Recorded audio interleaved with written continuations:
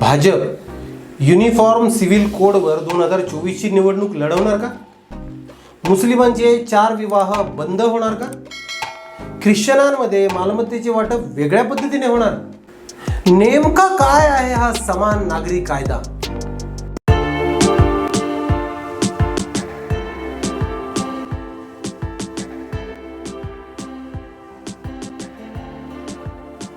नमस्कार मित्रांनो, माहिती रंजन चॅनलवर आपलं मनापासून स्वागत. मित्रांनो, आजचा विषय खूप संवेदनशील आणि महत्त्वाचा आहे. सर्व बाबींवर चर्चा होणार म्हणून हा व्हिडिओ थोडा मोठा झाला, पण सर्वच मुद्दे महत्त्वाचे आहेत. मित्रांनो, आपला हा आणि आपले आधीचे सर्वच व्हिडिओ पूर्ण पहा. आपले व्हिडिओ आवडले असतील तर नक्की लाईक आणि शेअर करा. 14 जून रोजी 22व्या कायदा आयोगाने पुन्हा एकदा समान नागरी संहिता म्हणजे UCCवर सल्लामसलत करण्याची प्रक्रिया सुरू केली आहे. या अंतर्गत समान नागरी संहितेबाबत सर्वसामान्य नागरिक, संस्था आणि धार्मिक संघटनांकडून मतं मागवली आहेत.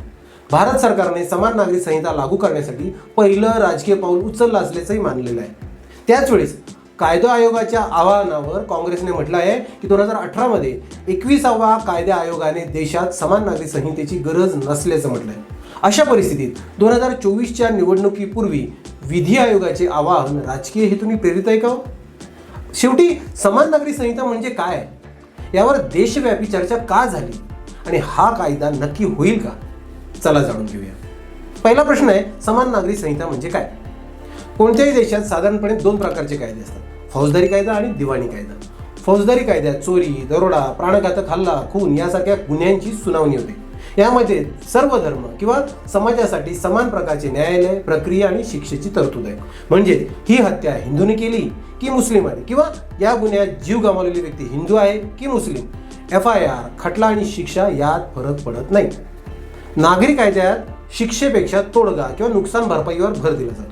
आता उदाहरण घ्यायचं तर 2 लोकांमध्ये मालमत्तेचा वाद आहे, कोणीतरी तुमची बदनामी केली, किंवा पती पत्नीमध्ये वाद आहे, किंवा सार्वजनिक ठिकाणी मालमत्तेचा वाद आहे.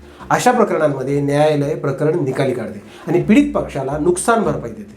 नागरी कायद्यामध्ये परंपरा, चालीरीती आणि संस्कृती यांची विशेष भूमिका असते. विवाह आणि मालमत्तेशी संबंधित बाबी या नागरी कायद्याअंतर्गत येतात. भारतात विविध धर्मांमध्ये विवाह, कुटुंब आणि संपत्तीशी संबंधित बाबींमध्ये प्रथा, संस्कृती आणि परंपरांना विशेष महत्त्व आहे.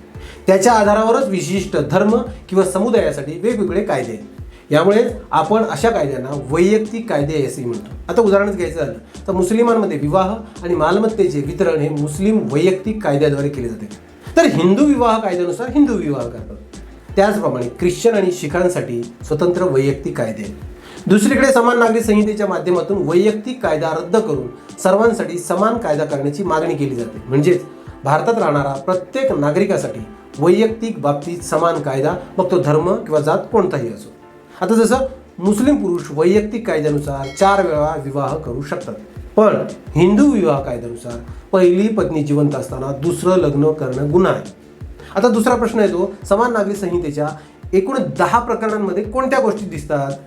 तर भारतातील नागरिक संबंधित कायदा सुलभ करण्यासाठी समान नागरी संहितेमध्ये 10 भागांमध्ये विभागलेले आहे.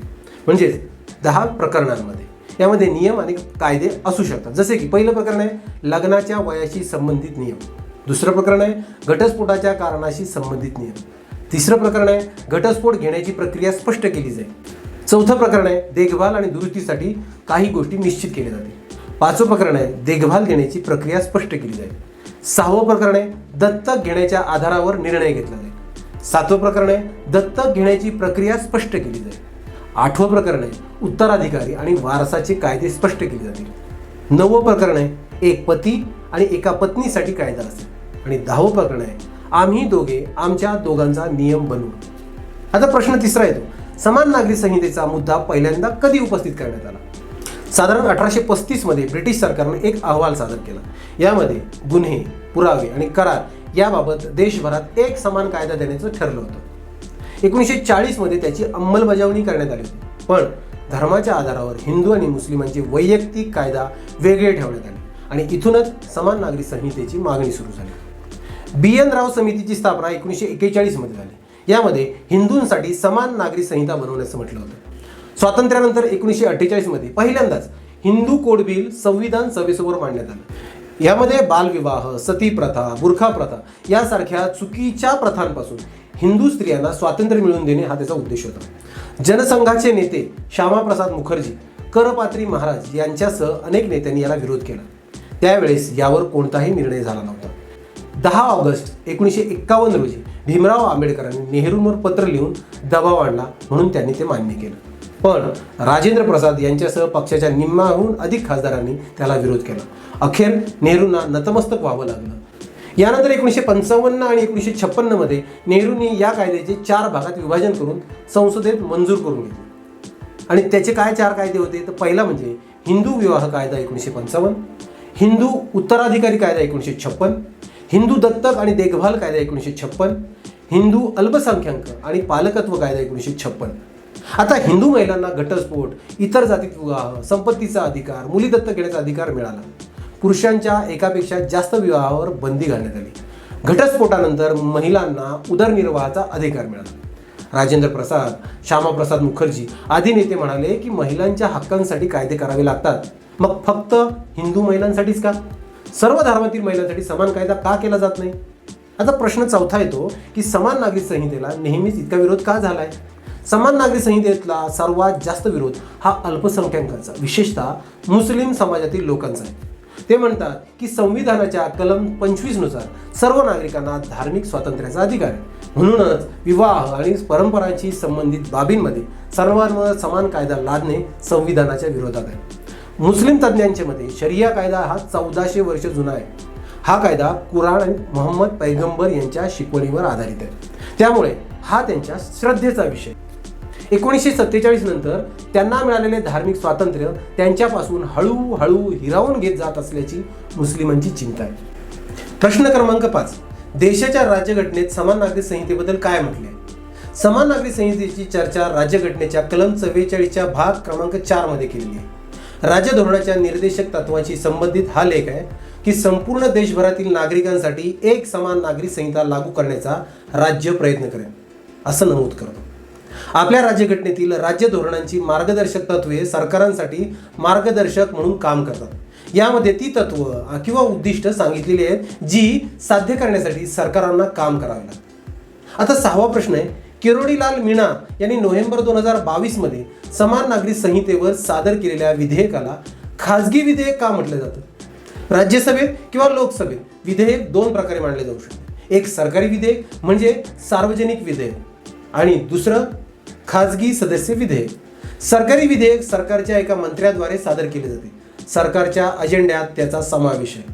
तर लोकसभा किंवा राज्यसभेचा कोणताही सदस्य जो मंत्री नसतो तो खाजगी सदस्य विधेयक मांडू शकतो, तो सत्ताधारी पक्षाचा सदस्य असला तरी.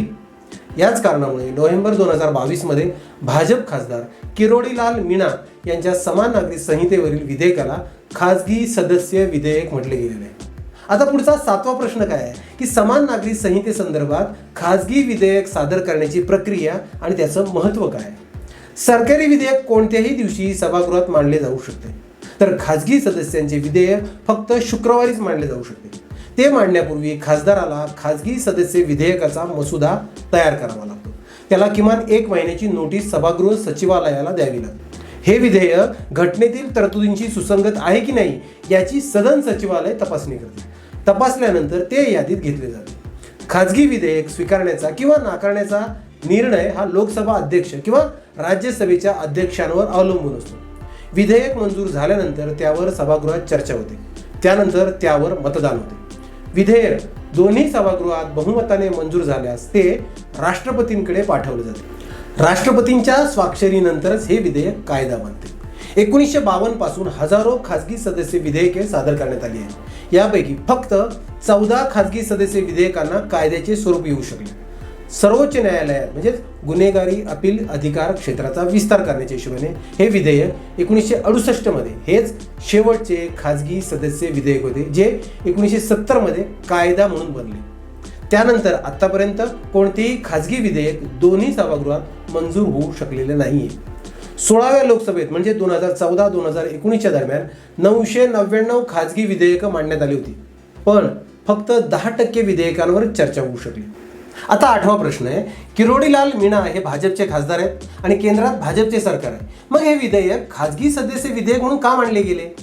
त्याचं उत्तर आहे, CS चे प्राध्यापक आणि राजकीय तज्ज्ञ अभय दुबे म्हणतात, सरकारने या विधेयकाद्वारे एक प्रकारची लिटमस चाचणी केली होती, कारण त्याची अंमलबजावणी करणे सोपे नाही.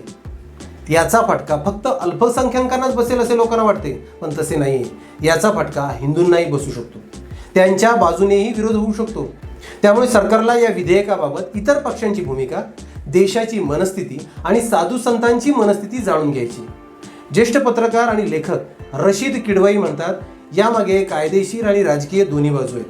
भाजपची सत्ता असलेल्या राज्यांमध्ये त्याची अंमलबजावणी करण्याचे बोलले जात असले तरी राज्य पातळीवर याची अंमलबजावणी होणे शक्य नाही. त्याची अंमलबजावणी केव्हा होईल ते केंद्र सरकारच्या पातळीवर असेल आणि त्यासाठीही अंमलबजावणी करणे सोपे जाणार नाही. यामुळे याला कोणत्या स्तरावर विरोध होतो हे पाहावे लागेल. दुसरीकडे भाजपही या निमित्ताने हिंदू मुस्लिम ध्रुवीकरण करण्याचा प्रयत्न करत आहे. तिला कोणीतरी विरोध करावा, वादग्रस्त कमेंट करावेत, जेणेकरून येत्या निवडणुकीत तो मोठा मुद्दा बनवता येईल. वास्तविक CAA आणि NRC वरून सरकारला घेरले गेले होते. दिल्लीसह काही शहरांमध्ये दंगलीही झाल्या. आम्ही सध्या NRC लागू करत नाही असे पंतप्रधान नरेंद्र मोदींना सांगावे लागले. सरकारनेच हे विधेयक आणले असते तर वाद आणि विरोधादरम्यान हे विधेयक दोन्ही सभागृहात मंजूर करून घेणे त्यांच्या नाकीनं आले असते. त्यामुळेच हे विधेयक मंजूर झाले नाही तरी सरकार अडचणीत येऊ नये म्हणून भाजप खासदारांनी ते खाजगी विधेयक म्हणून मांडले होते.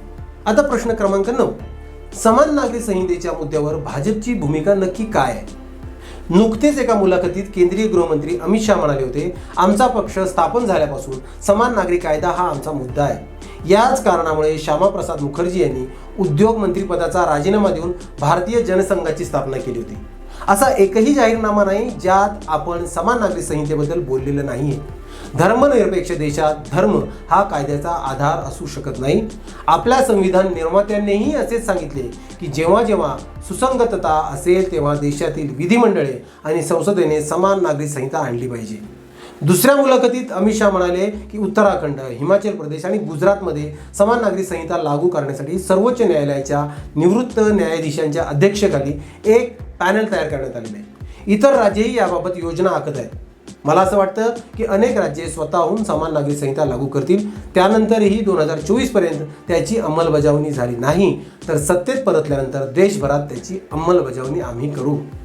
सभागृहाच्या शेवटच्या सत्रादरम्यान माजी केंद्रीय कायदा मंत्री किरेन रिजिजू म्हणाले होते की सध्या देशात समान नागरी संहिता लागू करण्याची सरकारची कोणतीही योजना नाहीये, पण राज्ये त्याची अंमलबजावणी करू शकतात. घटनेच्या कलम 44 अन्वये त्यांना याबाबत कायदा करण्याचा अधिकार आहे. त्याच महिन्यात मध्य प्रदेशचे मुख्यमंत्री शिवराज सिंग चौहान यांनी समान नागरी संहिता लागू करण्यासाठी समिती स्थापन करण्याची घोषणा केली. कर्नाटकचे मुख्यमंत्री बसवराज बोम्मई यांनी गेल्या महिन्यात संविधान दिनानिमित्त सांगितले होते की कर्नाटक सरकार या विषयावर गांभीर्याने विचार करत आहे. हरियाणाचे गृहमंत्री अनिल विज यांनी सांगितले होते की ज्या राज्यांमध्ये समान नागरी संहिता लागू करण्याची योजना सुरू आहे त्यांच्याकडून आम्ही सूचना घेत आहोत. आणि प्रश्न क्रमांक 10 आहे की इतर देशांमध्ये समान नागरी संहितेसारखे काही आहे का?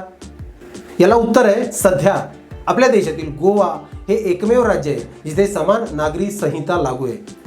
याला 1867च्या पोर्तुगीज नागरी संहिता या नावानेही ओळखले जाते. 1961 मध्ये गोवा भारतात विलीन झाला. त्यानंतरही हा कायदा तिथे लागू राहिला. जर आपण इतर देशांबद्दल बोललो तर बहुतेक मुस्लिम देश शरिया कायद्याचे पालन करतात. पाकिस्तान, इराक, इराण, येमेन आणि सौदी अरेबियासारख्या देशांमध्ये सर्वांसाठी एकच कायदा आहे. इजिप्त, सिंगापूर, मलेशिया आणि श्रीलंका या देशांमध्ये शरिया कायदा केवळ वैयक्तिक कायदा म्हणून लागू आहे. इस्रायलमध्ये वेगवेगळ्या धर्मांसाठी वेगवेगळे कौटुंबिक कायदे आहेत. अमेरिकेसह ख्रिश्चन बहुसंख्य देशांमध्ये विवाह, घटस्फोट आणि मालमत्तेशी संबंधित बाबींसाठी सर्व नागरिकांसाठी समान कायदा आहे. पण अमेरिकेतील आदिवासी समुदायांसाठी विवाह आणि घटस्फोटाशी संबंधित या बाबींमध्ये सूट आहे. मग भारतामध्ये समान नागरी कायदा लागू झाला पाहिजे का? तुम्हाला काय वाटतं? मित्रांनो, आपल्याला काय वाटतं ते नक्की कमेंट्समध्ये सांगा. आपल्याला हा व्हिडिओ आवडला असेल तर नक्की या व्हिडिओला लाईक आणि जास्तीत जास्त शेअर करा. तसेच न विसरता आपल्या माहितीरंजन या चॅनलला आठवणीने सबस्क्राईब करा. पुन्हा भेटू अशाच मनोरंजक माहितीसोबत. तोपर्यंत स्वतःची काळजी घ्या. हसताय ना? हो, काय हसत राहा. धन्यवाद. जय हिंद, जय महाराष्ट्र.